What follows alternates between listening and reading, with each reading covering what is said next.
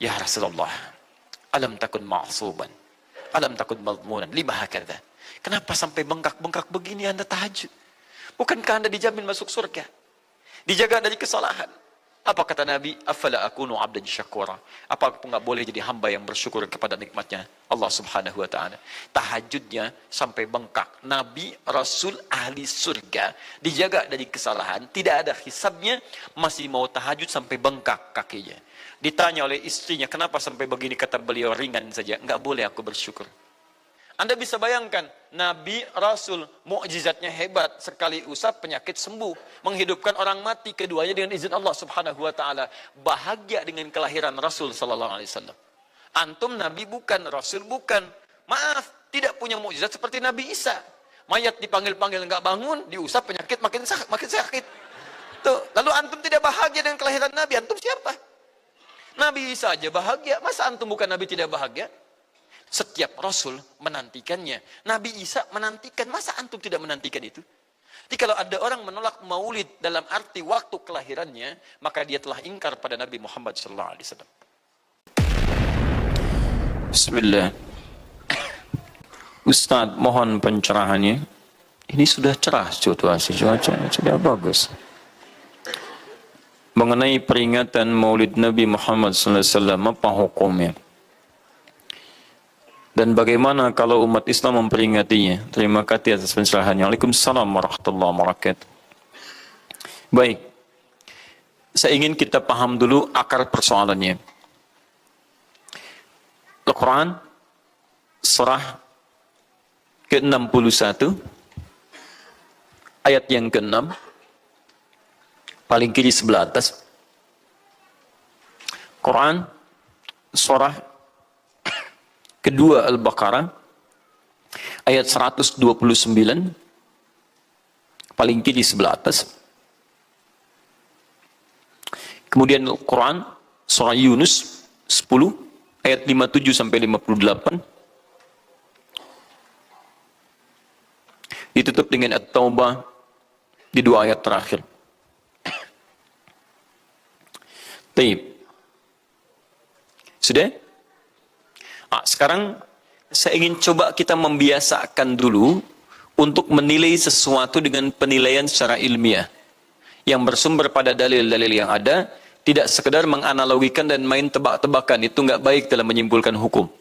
Ya, Bismillah. Sekarang secara akademis, secara ilmiah, membahas sesuatu oleh para ulama diposisikan dulu, dispesialisasikan dulu dalam bentuk ta'rif namanya, definisi. Jadi kalau Anda ingin membahas sesuatu, kita harus sepakat dengan definisinya dulu. Ya, disebut dengan ta'rif. Ta'rif ini harus punya sifat jami' mani'. Jami' menghimpun semua unsur yang akan didefinisikan. Mani' mengeluarkan segala hal yang tidak terkait dengan definisi, sehingga pembahasan kita akan fokus pada hal yang akan dibincangkan. Awas, hati-hati. Kita ingin berbicara tentang sesuatu, tapi kita tidak sepakat dengan definisinya. Bagaimana bisa menyimpulkan hukumnya? Dan kelemahan orang-orang sekarang, ketika berbicara hukum, dia tidak tahu apa yang dibincangkan. Sekarang misal, kita akan bertanya tentang maulid. Apa hukumnya maulid? Kita harus sepakati dulu apa itu maulid. Awas, ini penting ini. Banyak masalah yang muncul sekarang, tapi tidak disepakati tentang ini. Banyak orang bahas tentang hukum musik. Hukum musik begini-begini. Begitu saya tanya apa itu musik, bingung dia jawab. Apa itu musik? Anda mesti sepakat dulu musik itu apa. Di zaman Nabi apa yang disebut dengan musik. Zaman sekarang apa yang disebut dengan musik. Ketika Nabi menyampaikan hukum musik, apa yang dimaksudkan oleh musik di situ. Kalau antum paham tentang definisinya, maka keluarkan turunan hukumnya. Maka lebih mengerti di situ. Nah sekarang maulid. Apa itu maulid? Sekarang begini. Maulid atau maulud? Mana yang benar? Bukan Allahu a'lam, harus dicari kita. Mana maulid atau maulud? Antum sibuk menilai, ini maulid tidak benar. Oh, jadi yang benar maulud. Maulud juga tidak benar. Masya Allah. Apa maulid? Apa maulud? Baik, lihat. Kalau disebutkan maulid, itu waktu kelahiran. Waktu kelahiran. Awas, hati-hati nih ya, hati-hati. Ada kemarin saya lihat tulisan begitu bersemangat, Masya Allah, panjang-panjang nulis, ternyata salah paham, pahamnya salah. Ya. Maulid itu ulang tahun, bukan ulang tahun Maulid itu. Bukan ulang tahun, bukan peringatan ulang tahun Maulid itu. Ingat baik-baik. Kalau pakai peringatan itu pakai Id. Idul Milad, ya, hari kelahiran, peringatan hari kelahiran, ulang tahun. Tapi kalau cuma Maulid itu waktu kelahirannya. Awas, hati-hati ya, hati-hati dalam memahami sesuatu. Kita masih detil dan jeli dalam memahaminya. Jadi kalau disebutkan Maulid itu waktu kelahirannya. Kalau disebutkan Maulud itu artinya bayi yang lahirnya. Bayinya yang dilahirkan. Nabinya, kalau dalam konteks Nabi. Jadi kalau disandingkan dengan kalimat Maulidun Nabi, artinya waktu lahirnya Nabi. Jelas ya? Kalau Mauludun Nabi, Maulud Nabi, itu artinya nabinya. Nabi yang dilahirkan. Jelas? Saya ulang. Maulid apanya?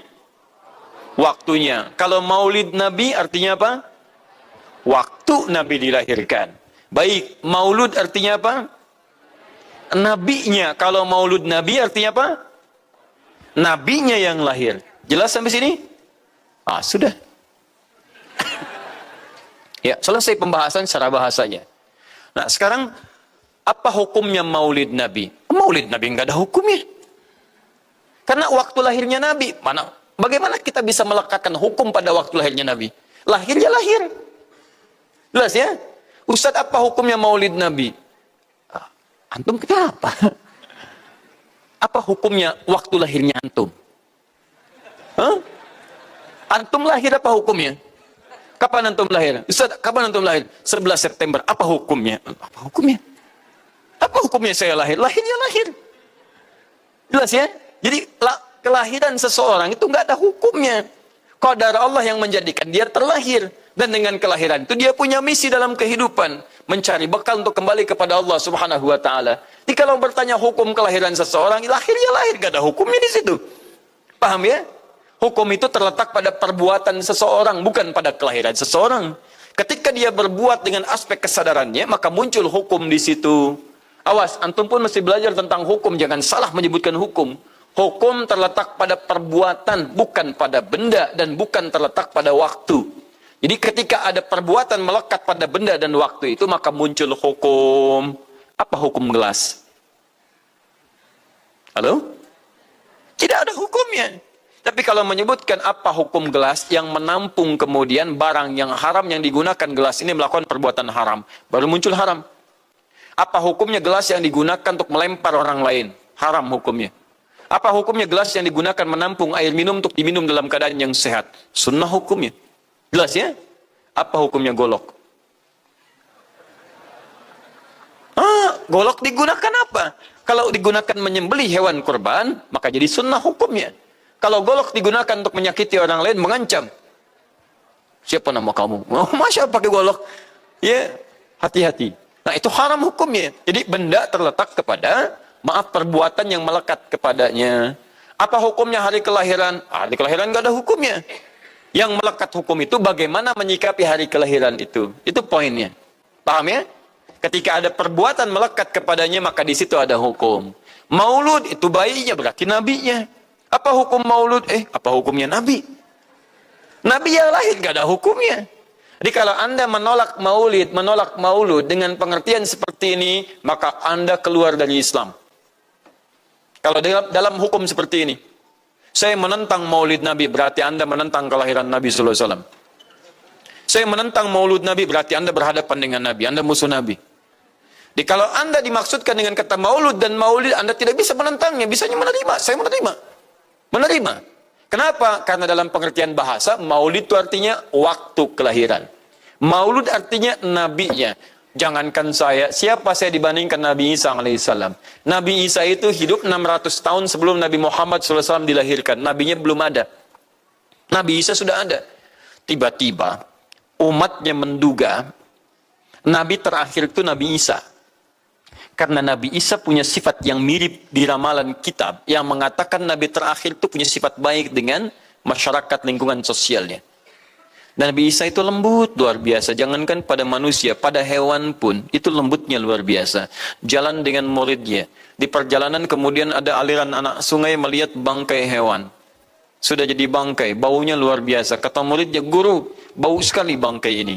Kata Nabi Isa alaihi salam, Al-Masih, yang disebut oleh sementara orang dengan Yesus, itu Nabi, bukan Tuhan.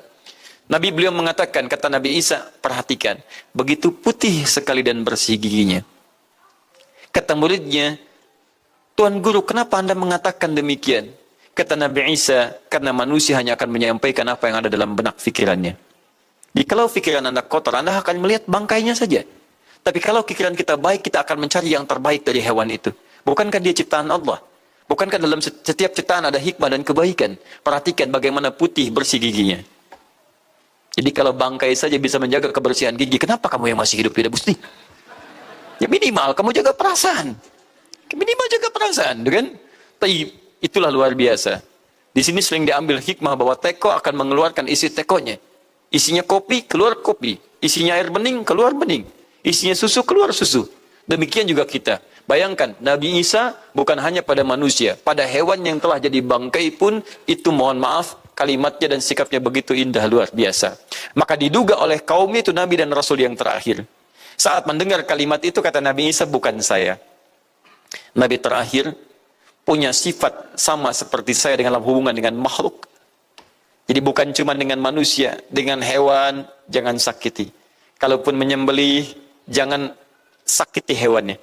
Makanya Nabi ini akan memberikan isyarat-isyarat yang sangat indah. Masya Allah. Pada tumbuhan, dia jaga. Tapi Nabi yang terakhir ini punya keunggulan yang tidak bisa disaingi oleh Nabi-Nabi lainnya. Apa itu? Ibu bapak sekalian, tingkat kedekatannya dengan Allah luar biasa. Ibadahnya luar biasa. Dalam bahasa Arab, tingkat kebaikan yang terkait dengan makhluk secara sosial, itu kalau satu kebaikannya disebut dengan Mahmud. Tapi kalau banyak kebaikannya disebut dengan Muhammad. Muhammad. Tapi kalau hubungan dengan Allah, ya dengan Khalik, kalau punya tingkat hubungan yang baik, satu sisi saja disebut Hamid namanya. Hamid. Antum rajin tahajud, tapi belum konsisten puasa sunnah. Maka antum namanya Hamid. Perempuannya Hamidah. Misal ada perempuan namanya Wanda, pakai Hamidah. Wanda Hamidah. Ya. Itu artinya yang dekat dengan Allah. Jadi kalau ada yang namanya Wanda Hamidah, jauh dari Allah. Ya. Kemudian pendapatnya menyimpang dari ketentuan Allah, mesti diingatkan. Anda Hamidah. Anda dekat dengan Allah. Maka tidak layak mengeluarkan statement yang tidak sesuai dengan hukum-hukum Allah Subhanahu wa Ta'ala. Ya. Hamid. Awas. Hamid. Nama Anda Hamid. Misal namanya Fahmi, Masya Allah. Hamid Fahmi Zarkashi, Masya Allah. Itu artinya hubungan dekat dengan Allah Subhanahu wa Ta'ala. Perempuannya Hamid, laki-lakinya Hamid, perempuannya Hamidah, Masya Allah. Paham sampai sini? Kalau bentuk superlatif, banyak ibadahnya, tahajudnya, sedekahnya, puasanya, segalanya, maka Masya Allah berubah kalimatnya. Dari kata Hamid jadi Ahmad. Ahmad. Maka Nabi Isa tidak menyebutkan kalimat Muhammad, tapi menyebutkan kalimat Ahmad. Karena kalau disebutkan kalimat Muhammad, nilainya serupa dengan beliau. Punya nilai kebaikan yang sama. Nabi Isa baik pada hewan, Nabi Muhammad baik pada hewan. Kata Nabi, lihat, kalau Nabi Isa sudah jadi bangkai, Nabi Muhammad ketika hewan akan disembelih pun, disembelih, kata Nabi jangan sakiti dalam penyembelihannya. Tajamkan dulu pisaunya. Ketika menyembelih, jangan lakukan berkali-kali. Kata Nabi, tajamkan, begitu anduk kemudian sembelih, seketika selesai. Cari urat yang membuat cepat darahnya keluar. Nabi itu. Dan dalam menajamkan itu, antum jangan memperlihatkan depan hewannya. Tidak boleh. Kandidat selanjutnya, siap-siap ya. Masya Allah, tidak boleh. Oh, saat kurban tuh. Kadang suka lupa antum tuh. Ya, dibawa sini, ini masih begini-begini tuh. Itu menyakiti hewan secara psikologis. Nggak boleh, nggak boleh. Ya, awas. Ya, tayyib. Tumbuhan, lihat. Tumbuhan. Nggak boleh dalam keadaan perang. Perang itu kan luar biasa dahsyat. Emosi memuncak, segalanya ada. Tapi Nabi katakan, jangan rusak tanaman. Dahsyat. Cuma dalam Islam. Itu yang 212 tahun lalu itu. Masya Allah. Nggak ada yang nginjak rumput. Nggak injak macam-macam. Ya, itu yang kameramen yang nginjak rumput tuh. Ya, kameramen nginjak rumput tuh. Yang kameramen begitu diinjak, dimunculkan di media gitu kan. Wah. Tapi lihat betapa rapi, bersih. Itulah Islam. Tapi jangan cuma 212 saja. Ya, 312, 412, 484 dan sebagainya. Jadi, semua yang ada setiap hari kita jaga. Ada tumbuhan, jaga. Yang praktekkan negara lain. Di New Zealand ada tumbuhan, antum sedang ngidam, papa pengen daun itu, tunggu sampai jatuh. Gak bisa diambil. Begitu diambil, denda. Padahal yang punya teorinya Islam. Tapi hubungan dengan Allahnya itu bukan Muhammad, tapi Ahmad. Makanya Nabi Isa mengatakan, wa mubasysyira bi rasulin ya'ti min ba'di ismuhu Ahmad. Saya kasih kabar gembira. Rasul terakhir bukan saya, tapi seseorang yang nilai ibadahnya lebih daripada saya. Jaminan surganya sudah ada, bahkan turun surah kepadanya, inna a'tainakal kautsar. Dirinya dijaga dari kesalahan, maksum, sifatnya luar biasa baik, tapi itu tidak menghentikan dia untuk mendekat kepada Allah dengan sifatnya luar biasa. Kata Sayyidah Aisyah di Al-Bukhari, nomor hadis 2010 sampai 2012, ya Rasulullah, alam takun ma'suban, alam takun madmunan, lima hakadha. Kenapa sampai bengkak-bengkak begini Anda tahajud? Bukankah Anda dijamin masuk surga? Dijaga dari kesalahan. Apa kata Nabi? Afala akunu abdan syakura. Apa aku nggak boleh jadi hamba yang bersyukur kepada nikmatnya Allah Subhanahu wa ta'ala? Tahajudnya sampai bengkak. Nabi, Rasul, ahli surga. Dijaga dari kesalahan. Tidak ada hisabnya. Masih mau tahajud sampai bengkak kakinya. Ditanya oleh istrinya, kenapa sampai begini? Kata beliau, ringan saja. Nggak boleh aku bersyukur. Masya Allah, ada orang Nabi bukan, Rasul bukan. Surga belum ada jaminan, amal berantakan, hisab menegangkan. Masya Allah, bangun mata bengkak. Kaki biasa. Tahajud tidak, subuh lewat. Ini Masya Allah. Cita-cita surga Firdaus. Luar biasa. Makanya Nabi Isa mengatakan Ahmad bukan Muhammad. Dan ini bukan isyarat Nabi baru, karena nama yang melekat pada Nabi terakhir semuanya sifat, bukan nama zat. Ini bukan melegalkan ada seorang bernama Nabi baru datang kemudian namanya Ahmad. Bukan. Kata Nabi, saya Nabi terakhir. La Nabi ya ba'di, nggak ada Nabi setelah saya. Jadi nggak ada istilah Ahmadi. Pengikut Ahmad nggak ada. Ya, dalam arti pengikut Nabi Muhammad sallallahu alaihi wasallam. Yang jadi clue persoalan kita terkait dengan pertanyaan ini, Anda bisa bayangkan. Nabi Isa 600 tahun sebelum lahirnya Nabi Muhammad sallallahu alaihi wasallam. Perhatikan, ikutan bahagia dengan kelahiran Nabi. Sampai kebahagiaannya diungkapkan pada umatnya. Saya kasih kabar gembira ya. Nggak mungkin orang kasih kabar gembira perasaannya sedih. Kenapa saya kasih kabar gembira? Nggak ada. Kasih kabar gembira itu dalam keadaan bahagia hatinya. Kalaupun menangis, tangisan kebahagiaan. Anda bisa bayangkan, Nabi, Rasul, mukjizatnya hebat. Sekali usap penyakit sembuh. Menghidupkan orang mati, keduanya dengan izin Allah Subhanahu wa ta'ala. Bahagia dengan kelahiran Rasul sallallahu alaihi wasallam. Antum Nabi bukan, Rasul bukan. Maaf, tidak punya mukjizat seperti Nabi Isa. Mayat dipanggil-panggil nggak bangun, diusap penyakit makin sakit. Tuh, lalu antum tidak bahagia dengan kelahiran Nabi, antum siapa? Nabi Isa aja bahagia, masa antum bukan Nabi tidak bahagia? Dan hebatnya, ada orang bisa bahagia, nabinya belum lahir. Biasanya sifat bahagia dalam kelahiran itu setelah bayinya lahir, bukan sebelum lahir. Alhamdulillah, alhamdulillah. Akhi, kenapa antum? Alhamdulillah, saya punya anak laki-laki, namanya Abdurrahman. Kapan? Nanti setelah menikah. Ini Masya Allah.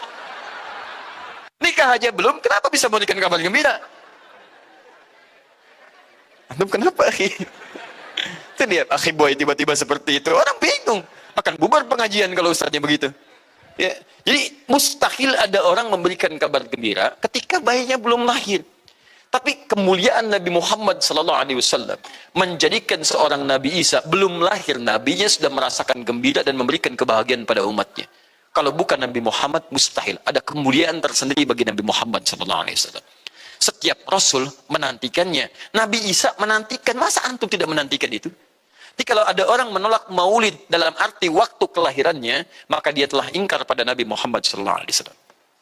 Maulud Nabi Ibrahim alaihissalam. Antum kenal Nabi Ibrahim? Masya Allah. Luar biasa.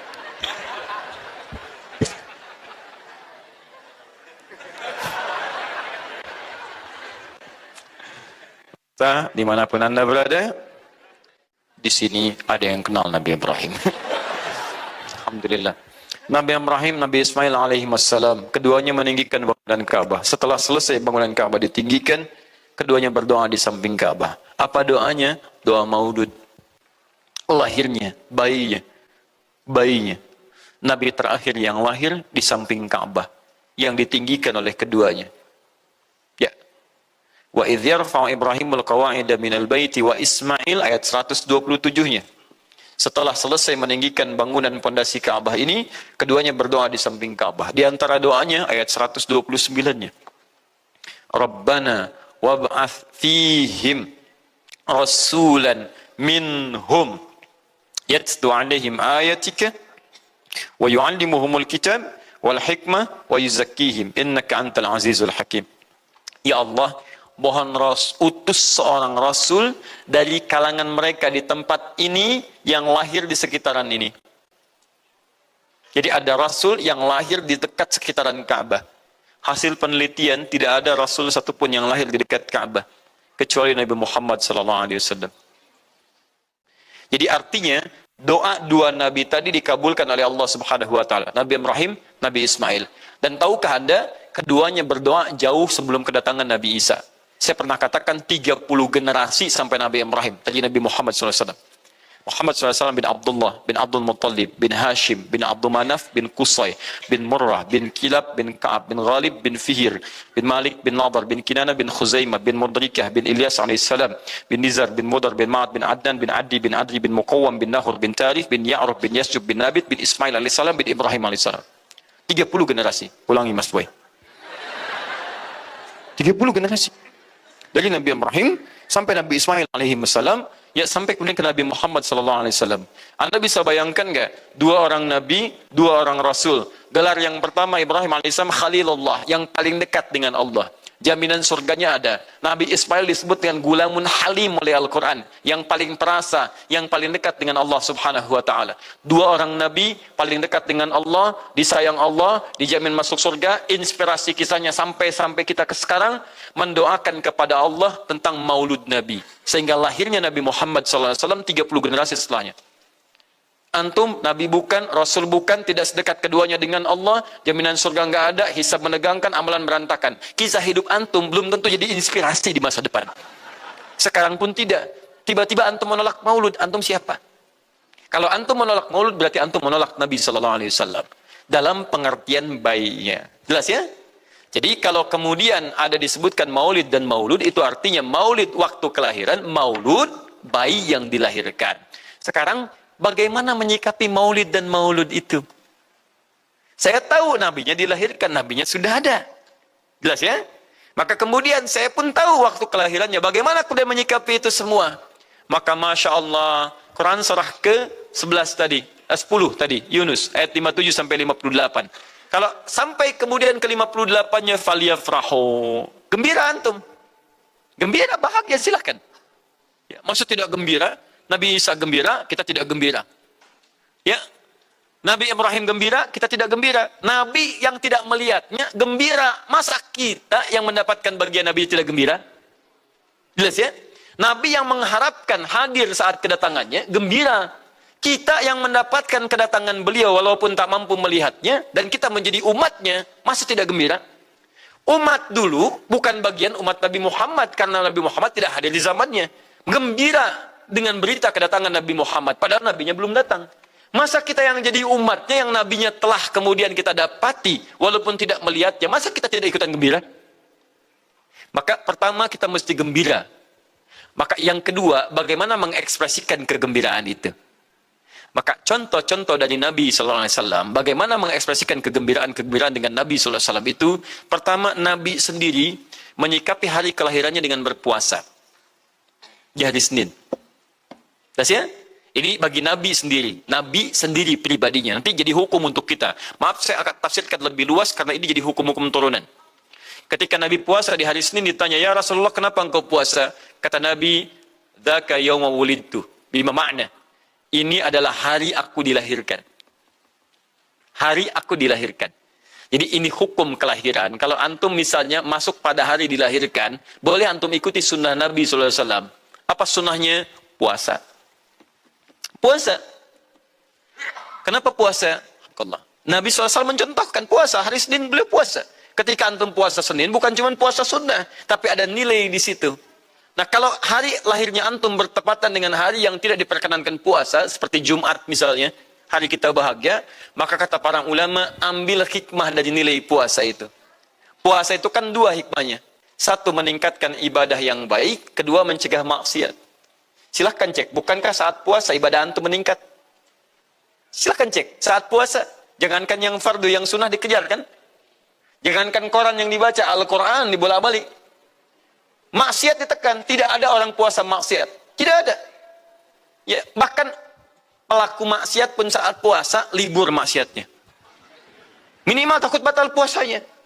Jangankan maksiat, maaf, mencela orang pun dia tahan, berdusta dia tahan. Jam 5 bu, tinggal 1 jam mau buka, dicela orang habis-habisan. Oh, nggak balas dia. Kenapa nggak balas? Kan biasanya antum keras. Habis maghrib. Oh, habis maghrib. Luar biasa. Habis maghrib tuh. Begitu maghrib lupa. Habis maghrib lupa. Ya, kenapa? Dia jaga. Jadi hikmah orang puasa itu kalau sudah puasa, ibadahnya meningkat, maksiatnya hilang. Jadi kalau antum ikut rajin puasa, ibadah tidak meningkat, maksiatnya tetap ada. Ada yang salah dengan puasa antum. Makanya ketika datang hari kelahiran, sebetulnya yang paling tepat, kalau antum bertepatan dengan waktu-waktu sunnah puasa, antum puasa.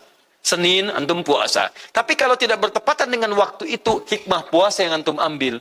Antum koreksi diri sampai dengan hari kelahiran itu, berapa banyak ibadah sudah antum kumpulkan, berapa maksiat antum harus tangisi. Itu hikmah terbesarnya. Bukan rame-rame. Tiup lilinnya. Masya Allah, lilin ditiup, maksiat terus muncul. Apa faedahnya? Kasihan lilin tuh, dari bakar ditiup, dengan antum yang salah. Paham ya, teman-teman sekalian? Nah, sekarang bagaimana para sahabat menyikapi kelahiran Nabi Sallallahu Alaihi Wasallam, kedatangan Nabi Sallallahu Alaihi Wasallam, dan menyikapi keberadaan Nabi Sallallahu Alaihi Wasallam. Bukan cuma lahirnya, tapi setiap kedatangannya. Nabi datang dari Madinah, dari Mekah ke Madinah disambut oleh para sahabat yang ada di sana. Nabi datang dengan perang Tabuk, dari perang Tabuk disambut oleh para sahabat di sana. Tala al-badru alaina min thaniyatil wada'i, wajaba syukru alaina mada'alillahi da'i. Masya Allah, disambut dengan madid. Bukti kesenangan mereka kepada Nabi Sallallahu Alaihi Wasallam. Ada yang memuji Nabi Sallallahu Alaihi Wasallam seperti Hasan bin Thabit, buat puisi-puisi memuji Nabi. Seperti Zuhair bin Abi Salma, tadinya musuh Nabi, begitu masuk Islam memuji Nabi Sallallahu Alaihi Wasallam. Ada yang lagi kemudian menghormati Nabi dengan kedatangannya, dengan mengikuti Nabi kemanapun. Nabi mencontohkan, amalkan. Nabi mengajarkan, ikuti. Masya Allah. Begitu Nabi meninggal, diabadikanlah kemudian nilai-nilai penghormatan itu. Ada yang menulis sejarah tentang Nabi. Ada yang menulis pujian kepada Nabi dalam bentuk sholawat. Ada yang menulis tentang amalan-amalan Nabi. Ada yang menulis tentang pengajaran-pengajaran Nabi. Dikumpulkan dan sampailah itu kemudian kepada kita semuanya. Dan itulah cara terbaik menyikapi tentang maulud dan maulid. Apa cara terbaiknya? Keluarkan ayat-ayat Qur'annya. 1. Quran surah ke-33 ayat 21-nya. Laqad kana lakum fi Rasulillahi uswatun hasanah. Sungguh ada pada diri Nabi Sallallahu Alaihi Wasallam suri teladan terbaik untuk kita. Maka jika antum misalnya hadir momentum kelahiran Nabi Sallallahu Alaihi Wasallam, maaf, biasanya kalau ada momentum-momentum tertentu orang bersemangat untuk mengingatnya. Silahkan cek. Hari pahlawan, ingat para pahlawan. Hari pahlawan berakhir, tidak ingat lagi. Hari kemerdekaan, ingat sampai pinang dipanjat-panjat. Ya, begitu dipanjat, kenapa panjat pinang? Masya Allah, menghormati pahlawan. Hari pahlawan sampai naik panjat pinang. Luar biasa. Ada yang tarik tambang, ya, menghadirkan energi para pahlawan. Antum bisa bayangkan, momentumnya ada. Begitu hilang itu semua, tiba-tiba hilang lagi kemudian ingatan kita. Artinya, selalu ada momentum untuk mengajak kita mengingat sesuatu. Begitu Ramadan, ingat lagi amalan. Hilang Ramadan, hilang lagi kemudian amalan. Nah, jadi apa yang terbaik dihadirkan? Ketika ada momentum itu, maka para ulama kemudian mencoba untuk menampilkan nilai-nilai tadi untuk mengembalikan kita pada tuntunan Nabi Sallallahu Alaihi Wasallam. Maka ditulislah kemudian sirah-sirah Nabi, disampaikan untuk mengenalkan Nabi Muhammad Sallallahu Alaihi Wasallam. Mumpung mereka ingat, disampaikanlah pengajaran-pengajaran tentang Nabi, disampaikan ada pujian-pujian salawat kepada Nabi. Kalau yang dimaksudkan tentang nilai-nilai ini, maka dari dulu sudah ada, sudah ada. Dan yang sudah ada ini tidak dibatasi dengan waktu. Bukan muncul Rabiul Awal saja. Rabiul Awal ke Safar, datang lagi itu. Safar sebelumnya Safar, Rabiul Awal, kemudian ke Rabiul Akhir, muncul itu. Ke Jumada, muncul itu. Jadi maulid itu tidak dibatasi dengan waktu. Setiap waktu itu maulid. Maulud tidak dibatasi dengan waktu. Setiap waktu itu maulud. Tapi kalau ada momentum bersamaan dengan waktu kelahirannya, kemudian kita hidupkan untuk mengenal kepada Nabi dalam bentuk yang tadi disunahkan dalam Al-Quran dan Sunnah, itu tidak ada masalah. Yang ada masalah itu adalah ketika menghadirkan hal-hal yang bertentangan dengan Al-Quran dan Sunnah Nabi Sallallahu Alaihi Wasallam. Misal, maaf, dulu orang sudah terbiasa mengkaji tentang Nabi, menyampaikan risalah Nabi.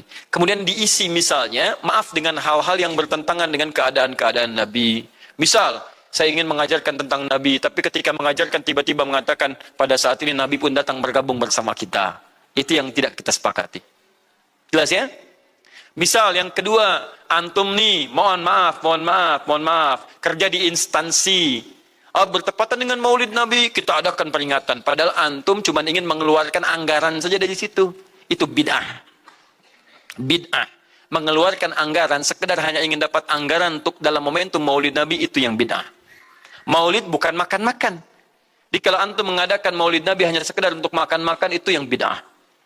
Tapi kalau antum ingin belajar menghadirkan momentum itu untuk mengisi ta'lim, sama aja dengan ta'lim kita sekarang. Apakah ada hadis Nabi mengatakan ta'lim khusus di hari Ahad jam 8 pagi sampai jam 10? Tidak ada. Di ta'lim kita bid'ah ini.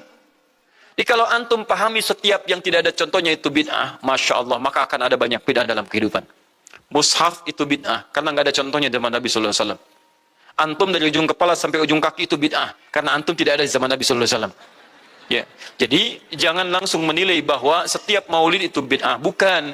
Kalau momentum itu ingin diisi dengan ta'lim, ingin memperkenalkan Nabi, ingin mengajarkan syariat-syariat Islam, maka itu tidak ada masalah. Itu mengamalkan petunjuk-petunjuk ayat, bukan mengkhususkan di waktu itu, bukan. Karena ta'lim itu dibuka di setiap waktu, tapi menjadikan waktu itu untuk momentum, karena setiap orang sedang ingat Nabi pada saat itu. Das ya? Kapan lagi kita mendapati orang ingat Nabi? Maka ajarkan itu dan pesankan pada saat itu. Teman-teman, jangan cuma pada waktu ini ya. Setiap waktu kita amalkan ingatan kita kepada Nabi Sallallahu Alaihi Wasallam. Makanya saya kalau diundang, Ustadz ada Maulid Nabi, saya datang untuk ceramah, untuk menyampaikan pesan-pesan terkait dengan Nabi Sallallahu Alaihi Wasallam. Adapun masalah ritual-ritual saya tidak ikutan. Makanya paham, begitu saya datang pas ceramah. Saya berikan ceramahnya. Nabi begini, apa itu Maulid? Allahu alam. Bukan Allahu alam, kan antum bikin spanduknya di sini. Apa itu maulud? Bukan maulud. Maulud itu begini, maulid itu begini. Ketika kita terangkan, kita sampaikan, Masya Allah. Antum tahu apa yang terjadi? Mereka mulai sholat dengan baik. Masjidnya mulai ramai. Besoknya tidak ada ramai-ramai lagi. Begitu ada maulid, ceramah lagi. Ternyata ceramahnya nggak sampai maulid lagi. Besoknya ceramah lagi. Ahadnya ada waktu ta'lim. Dan itulah cara terbaik untuk memberikan penjelasan kepada masyarakat untuk mencintai Rasulullah Sallallahu Alaihi Wasallam. Paham ya? Jangan seketika, ini maulid bid'ah, Masya Allah, antum tuh bid'ah dari kepala sampai kaki. Ya. Saya luar biasa kesal, kadang ada orang bikin perbandingan begini, maulid Nabi, maulid. Zaman Nabi tidak ada coret, zaman sahabat tidak ada coret, zaman tabi'in tidak ada coret, zaman ini ada, lalu diserupakan lah yang ikut-ikut ke sini. Antum kalau mengamalkan hukum seperti ini fatal. Zakat pakai beras. Zaman Nabi coret. Zaman sahabat coret. Ya, zaman tabi'in coret. Zaman ulama coret. Zaman antum ada bid'ah antum. Cara menyimpulkan hukum bukan seperti ini. Lihat turunannya, lihat dalilnya, lihat pemahamannya, lihat turunan-turunan fikihnya. Ya, bagaimana bisa zakat pakai beras ini jadi padahal contoh nggak ada. Dalil nggak spesifik. Ayo coba temukan, Nabi zakat pakai beras, temukan. Kalau antum menemukan, Masya Allah, saya bermohon kepada Allah supaya Allah mempercepat hajinya antum dan masuk surga tanpa hisab. Tiap hari saya doakan. Tidak cukup dengan amin, cari dulu.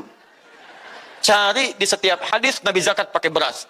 Saya sampaikan pada antum, sampai kiamat kurang 2 hari, antum gak akan temukan. Sehari lagi buat sadar, ngapain nyari? Ya. Karena Nabi tidak pernah bersentuhan dengan beras. Silakan cari di kitab hadis palsu pun, sepalsu-palsunya nggak akan ditemukan. Capek pemalsu hadis mengarang hadis palsu tentang itu. Nggak akan didengar, nggak akan dilihat. Kenapa? Karena tidak ada. Ya, kata Muawiyah, hadza irqun, itu makanan pokok. Nabi zakat pakai kurma, pakai gandum. Ya, lihat, karena itu makanan pokoknya. Makanya setiap makanan pokok yang digunakan, kata para ulama, mendekati kaidah usul fikihnya. Lihat, kaidah usul fikih diambil di sini. Setiap yang punya keserupaan dengan itu, sekalipun teksnya tidak jelas langsung menunjuk, Itu ada isyarat, namanya qarinah namanya. Kalau ada isyarat menunjukkan kepada itu, maka boleh digunakan sebagai alternatif lain dari makanan pokok yang tidak didapati di masa kita dengan generasi yang berbeda. Tapi kalau makanannya sama di setiap generasi, dia zakatnya pakai itu. Makanya orang Arab sampai sekarang pakai kurma, ada yang pakai gandum. Kita makanan pokoknya bukan itu. Antum makanan pokoknya apa?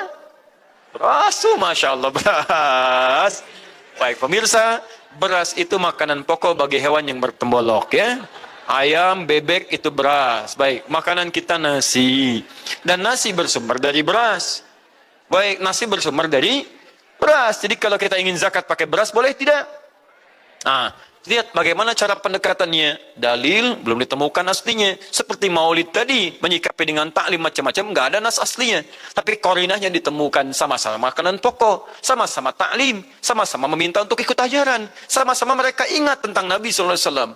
Maka semua hukum itu kita terapkan, jadilah hukum terapan dalam kehidupan kita. Paham? Dan itu tidak disebut dengan bid'ah. Jelas ya?